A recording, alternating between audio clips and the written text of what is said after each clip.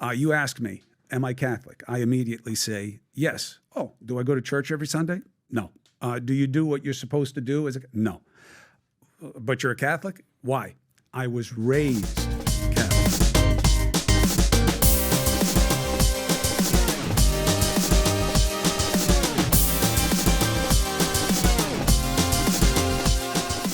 So about 2 days ago, Chris Cuomo was on the PBD podcast for the second time. The first time, it looked like it was a town hall. This is one of the podcasts that truly helps the critical thinker actually have a great insight on how reality is in this world. And in my opinion, and for those who don't know it, it is a very educational and actually good way to have a conversation with a fellow, person next to you.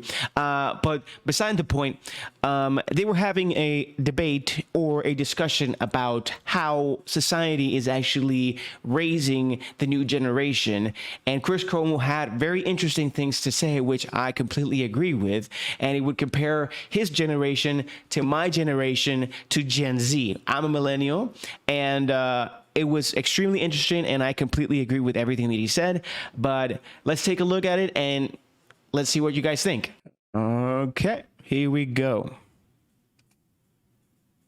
Christianity, just in general, it's starting to turn the other way. Do you know what I mean? So I can see how people don't. Chris, what are your thoughts on this? This is a very deep story and situation. I mean, it really goes to everything. Good choice by you. Some of it you can just peel away easily. The Pope's the boss. You shit talk the boss, you're going to have trouble. Yeah. All right. By the way, when he mentions the Pope, he's actually speaking about the Pope a few days ago as well. Actually, had like a gathering for trans people. So the topic actually emerged from the raising from religion and principle and morals and science from years ago that we already have. We know the topic, but this is where it actually came up. If you want to take a look at the story, I suggest just search the Pope and transgendered people reunion. I think it came up like that. If not, I will find the link and put it in the description. But that's what they're talking about. That's Burke's situation. Him going woke, Bergoglio, Pope Francis's real name, has always been radically inclusive, poverty obsessed. He made deals with drug dealers in the equivalent of the favelas in Argentina because he just wanted to help people. He's always been very expansive. Yeah. If anything, he has been pushed way to the right by the institution of Catholics. You ask me, am I Catholic? I immediately say yes. Oh, do I go to church every Sunday? No. Now, this is something that I really feel attached to, what he's about to mention, because I was raised Catholic and Christian, and I don't go to church. I haven't been going to church probably since I was 20. And I'm 32 right now, but that doesn't mean I don't believe in God. That doesn't mean I don't believe in principle and morals, but this is a very good point of what he's going to speak about. Do you do what you're supposed to do? No. But you're a Catholic? Why? I was raised Catholic. Okay. The big data point with this new generation is they were not raised that way. Goes to Tom's point, well then, how were they raised or not raised? Now you're looking at the schools to do what was never a school's concern before. When I went to school, my teacher wasn't telling me how to be, how not to be. If they didn't like my behavior, they called home and they said, your son did this or did that, deal with it. That is extremely true. And he's even a generation before me. And when I went to school, and I remember to this day, I was in high school, and it was my senior year, but the first semester. And we were at the hype of, I think, the PlayStation 3 or PlayStation 3. And I would play with my friends all night, and I didn't sleep. Plus, I actually played baseball, so I was kind of like destroying my body that way. Luckily, my I worked hard, and then when I had to sleep, I slept. But there was this kind of like this a fever, we call it the fever, or madness going on of these new games. So I would stay up all night till 6 a.m. and I went to school later on at 7:15. So in my Spanish class, I would sleep, but I was always sitting in the front because I always wanted to sit in the front of school to pay attention to class. My teacher then went to me and said, "John, why are you sleeping?" And I would tell her, I'm listening to what you're saying. Oh yeah, what am I saying? And I'm saying, okay, so you're saying this and this and this and that. The funny thing is that I told her absolutely everything that she was teaching, and she was like, what?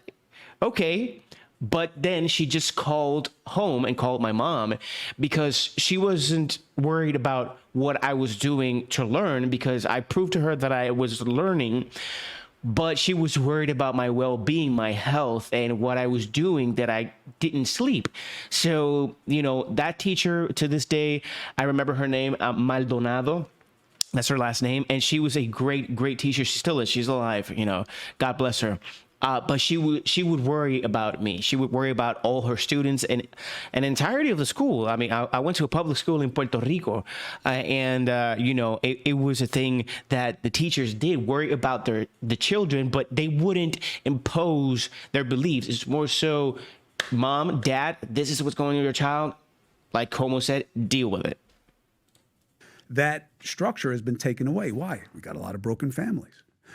So the kids aren't raised in a faith. Funny that way. My mom and dad weren't together anymore, but they were always very present. So there's a big difference. You could have your mom and dad together or separate. The most important thing is the fundamentals that you were taught. And if they are present in your daily life, even though they're not together, that also can make a big difference. They don't have to be together. Hopefully they always are, but when you're an adult and you understand that, they have different, interests and so many different ways, you understand. But as long as they're present, you will not, steer away from morality. The way they were a generation ago. They have been introduced to a media culture. Social media amplifies, okay, but it can't amplify what doesn't exist, where religion is constantly under attack, and the values under which the religions used to operate are under attack. So why would the kids be into something that they weren't raised in, that they've only seen the ugly underbelly of, and they exist in a secular society, meaning you can believe whatever the hell you want to believe as long as you don't put it anybody else in a negative way. So I am not concerned. That's one of the problems that I do have with society nowadays, is trying to impose something that wasn't true at one point or wasn't reality to a certain degree. Now, I don't want to be very specific on exactly what. Everybody in the world knows exactly what's going on, but nobody was trying to impose a belief before. It was out there and you chose to believe. Now it seems like you're being choked to death and being pushed into something that was not a fact. But yes.